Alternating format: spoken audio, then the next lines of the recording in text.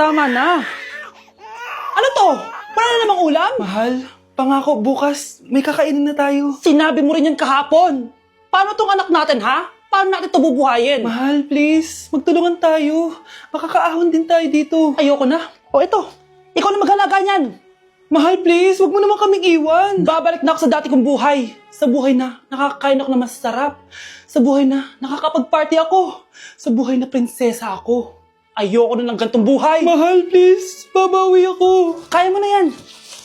At wag mo na ako gugulin, ha? Anak, pangako hindi kita iiwan ha. Nandito lang ako para sa'yo. Hindi kita papabayaan. Okay, Mr. Ramon? Ma'am, tanggap na po ba ako sa trabaho? Sorry sir. Based sa resume mo, hindi ka pala nakapagtapos ng college. Ang hanap po namin is college graduate. Uy, Ramon, mukhang galing ka sa interview, ah. Natanggap ka? Hindi nga eh. Baka may alam kang pwede kong pasukan ng trabaho. Pwede ako. Sige, sabihan kita, ha? Salamat, Susan. Dami naman basura dito. Ramon! May hiring daw yung kakilala ko at pwede ka daw doon magtrabaho. Ha? Talaga? Sa wakas, mabibilin ko na lahat ng pangangailangan ng anak ko. May anak ka pala? Oo. Iniwan kami ng nanay niya dahil di niya kaya tong gantong buhay. Hayaan mo, hindi mo deserve yun. Wow, ang bilis. May pumalit na agad sa akin. Mali ka nang iniisip. Alam mo ba, Ramon, nabibili ko na lahat ng gusto ko ngayon. Kumakain kami sa magandang restaurant at nakatira ako sa mansyon. Ha? Honey, tara na. Ipag-shopping pa kita mamaya. Baka malit pa tayo sa dinner natin. Okay, honey, papunta na. At ikaw babae ka. Kung ayaw mong masira ang buhay mo, layuan mo yung lalaking yan.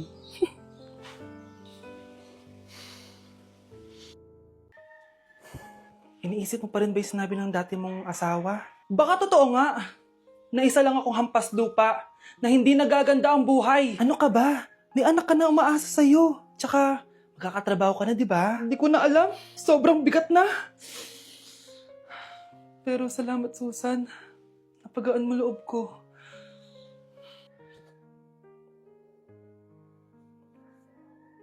Hello, ma'am. Thank you for calling. How can I help you?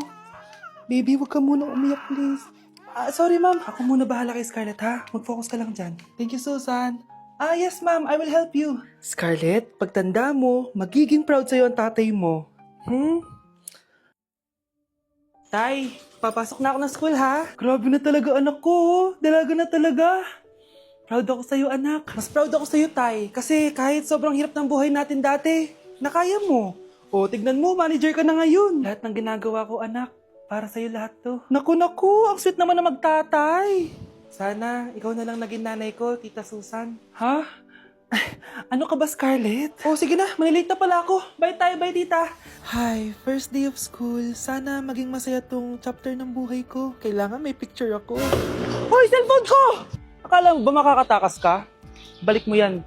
Miss, cellphone mo ba to? Cellphone ko. At doon nagsimula ang kwento naming dalawa. Sa susunod kasi, mag-ingat ka. Salamat ha.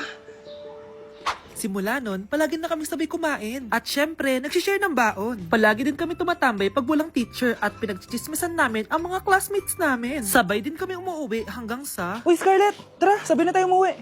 Sige, tara. Kunin ko lang yung mga gamit ko, ha? Oh, Kanino galing yan? eto, binigay nung crush ko. Wow, ganda. Oh, tara na, uwi na tayo ha. Di na pala ako sasabay umuwi. May gagawin pa pala ako. Sige na. Hoy, sabi mo sabay tayo umuwi. Ano nangyari dun?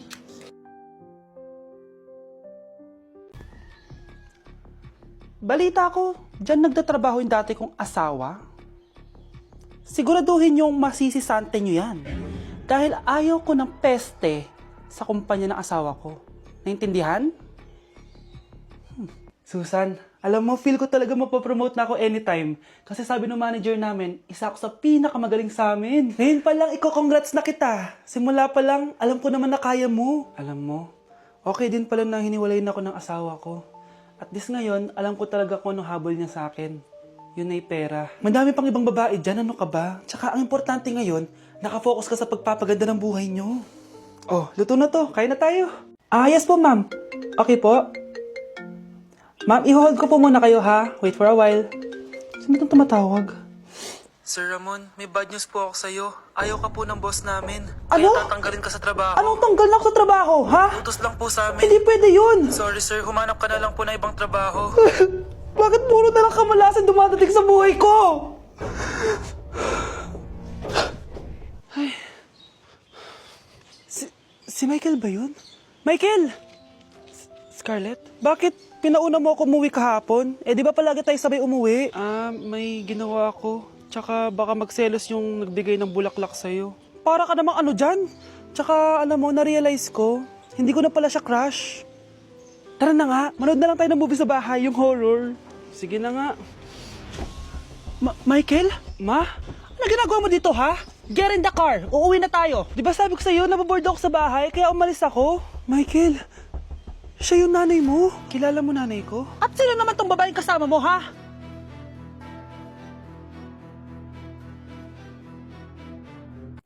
Ikaw, Miguel, ayaw na kita lumalabas ng bahay, naiintindihan? Ano? At pwede ba, wag ka nasasama dun sa kaibigan mo hampas lupa na yon? Dahil ayaw ko ng ganong klaseng tao ang magiging kaibigan mo. Ma! Para sumasobra ka na ata! Sobra na ako nasasakal sa'yo! Tsaka tumatanda na ako! Anak pa din kita! At nanay mo ko. Kaya sundin mo ang gusto ko. Pero Nay, gusto ko si Scarlett.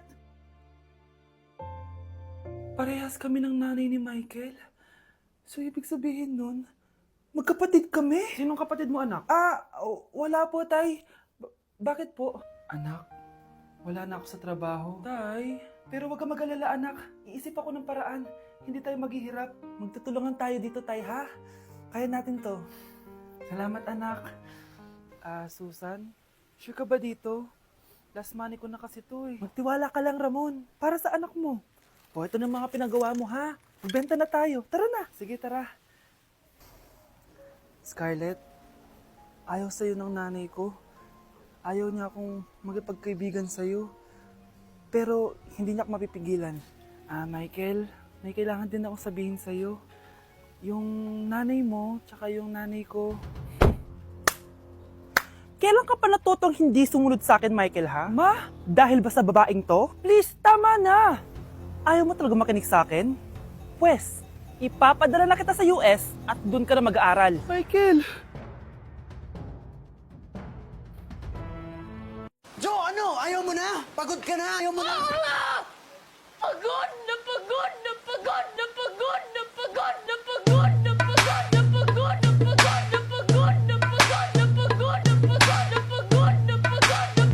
Ay, Nay! Good news! Nanalo ako sa loto! Totoo ba, anak? Tumama lahat ng numero sa panaginip ko, Nay. Ay, alam mo, anak, swerte ka talaga eh. Nay, may good news din ako. Gagraduate na ako next month. Talaga ba, anak? Akala ko talaga bagsak pa rin ako eh. Buti naman at di ka na ulit ng high school. Congrats! Good luck sa college! Mga anak, may good news din ako. Sabi ng doktor, magaling na daw ako sa sakit ko. So, ibig sabihin, hindi mo na kami makakalimutan, Nay? Oo, anak. Parang sunod-sunod yung swerte natin, Nay, no? Siyempre, dahil din yan kay Lord. Sige na, anong oras na? Matulog na tayo, ha? Good night, Nay.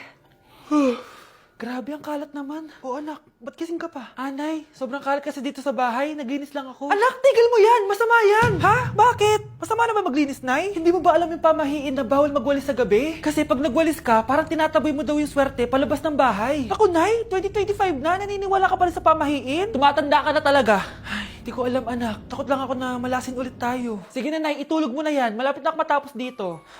Matulog ka na rin, ha? Nasaan na yun? Hindi pwede mawala yun! Oo, anak, ano nangyayari? Umagang-umaga sumisigaw ka. Nay, nawawala yung lotto ticket natin. Hindi natin makiklaim yung pera. Ha? Sige anak, tutulungan kita maghanap, ha?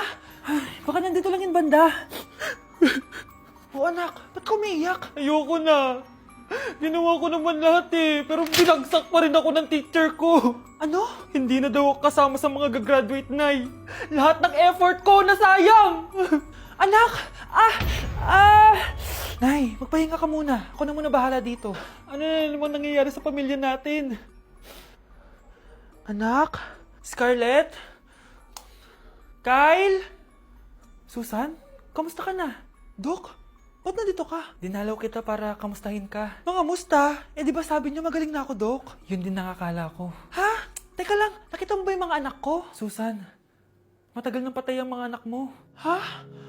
Hindi mo ba naaalala?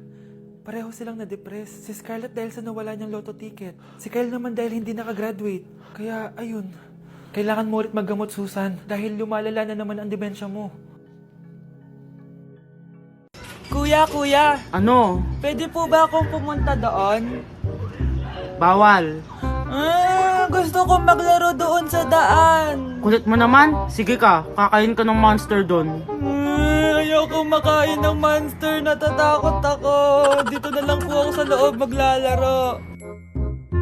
Kuya, Ano? labas lang ako saglit ha. Bawal ka lumabas. Bakit bawal? May pupuntahan lang ako. Kulit-kulit mo naman. Ang dami masamang tao dyan sa labas eh. Saglit lang to, promise. Sige ka, balita ko may nangangain ng tao.